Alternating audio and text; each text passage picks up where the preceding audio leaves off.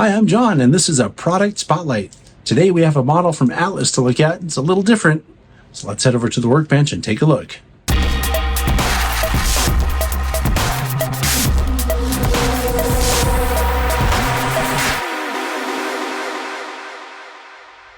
Alright, so as you know, I don't usually do unboxings, but this one's different, so I thought we'd show it. I haven't opened this yet, so let's just see what's in it together. I mean, we know what's in it, but to see how it's packaged, because it's not like normal Atlas locomotives. So it's a nice hard cardboard box. We have a registration card.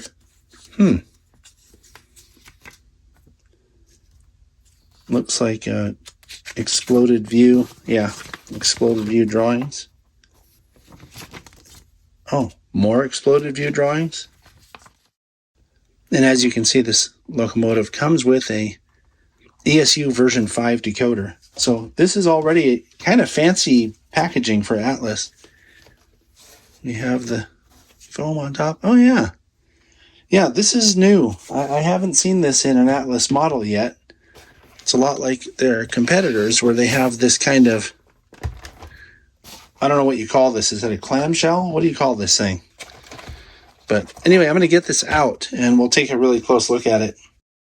I started the camera again because I wanted to point out, I just noticed it comes with some extra parts as well to be installed by the modeler. Looks like a brake chain and some other stuff. Interesting. All right, so here it is out of the box. It is an MP36 locomotive. These models come from Atlas's Master line, and they range in price. For the DCC Ready version, they range from $229 to $239.95, that is. And then the ones that come with DCC, which this one is, range in price from $339.95 to $349.95. And again, these are MSRPs. I will mention this every time because MSRPs are always higher than what you pay on the street, right? The street price or the non-MSRP price.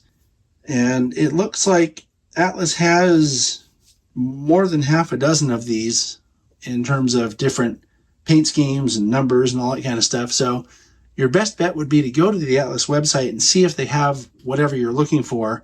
Something I want to mention is these models were acquired from Truline Trains, which put this out, probably almost 10 years ago. Something like that. And that could be why the packaging is so different from regular Atlas packaging.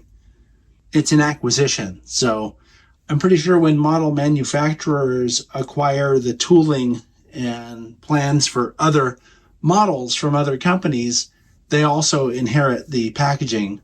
And I have seen one of these in the past that was made by Truline Trains, but that was, 8 or 10 years ago, and I really don't remember what the packaging was, but that's my suspicion about why the packaging is different. Anyway, let's take a closer look at this model. It's pretty impressive straight out of the box, and now we get to see why. So as we're looking at this model, I'm going to share a little bit with you about my first experience with the MP36 locomotives. I live in the Bay Area near San Francisco, and MP36s were brand new when I did my first prototype train related video. A lot of people don't know this about me. I actually started out almost 20 years ago in doing train videos with my first release that was called Caltrain 2005. I bet you can guess what year it came out. Anyway, this model really captures the look of the MP36. I'm a little disappointed that they didn't put this out in Caltrain paint, but that's okay. They probably will on a future run because I know that Truline Trains put it out in Caltrain paint. It's a really sleek engine. It has a sort of modern look to it, and they really have captured that well here. The paint on this model is very good. I'm not familiar with this Metra paint scheme, but I am noticing that there's kind of a gradient from dark blue to silver over here, which looks pretty good. I'm noticing just a little bit of fuzziness in the red line over here, or orange, I guess. I think it's orange actually. But overall, the paint looks pretty good. The detailing around the cab is quite nice. You can see that it has separately applied grabs for the entrance and a separately applied rear view mirror. And these look to be separately applied windshield wipers as well. Something else you can see if you look in there is that there's a detailed cab interior, which you kind of need to have because of the sloped large windows. The Pilot detail is also pretty impressive with a separately applied snow plow. And then behind the plow, not only can you see that there are some hose detail pieces in there, but also there are these little MU receptacles. That's pretty cool. And here's a look at the cab from the fireman's side. Lots of detail present. And there's also quite a bit of detail in the trucks, which is pretty cool. Looking at the fireman's side from the straight on angle, you can see the detail here is different from what we saw on the other side. On the other side here, you're able to see the air tanks.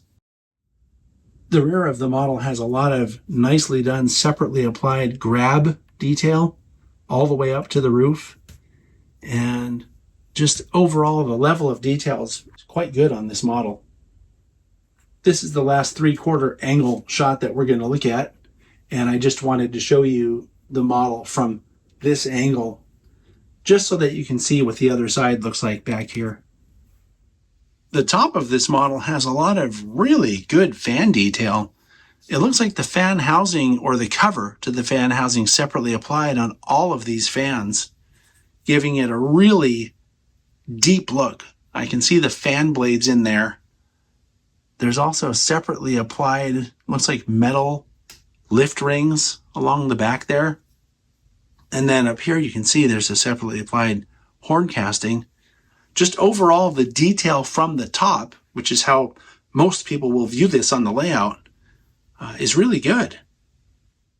All right, so we're going to run this thing and see how it performs.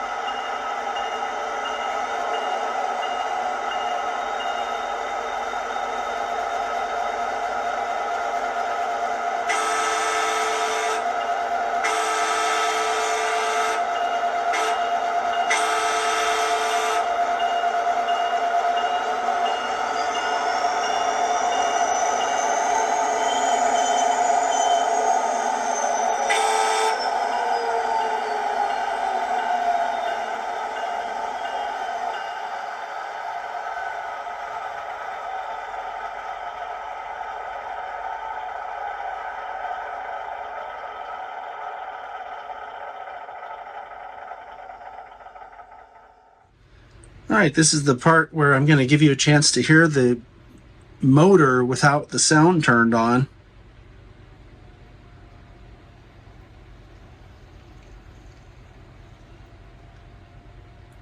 I hear very little sound coming from the model.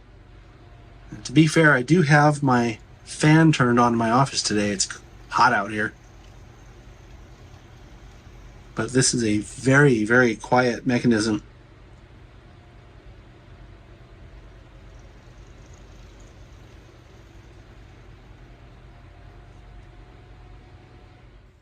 Okay, now we're going to take a look at the lights. When you push the F0 key, the headlight comes on. F6 activates your ditch lights, which, by the way, when you push the horn, they flash alternately like this.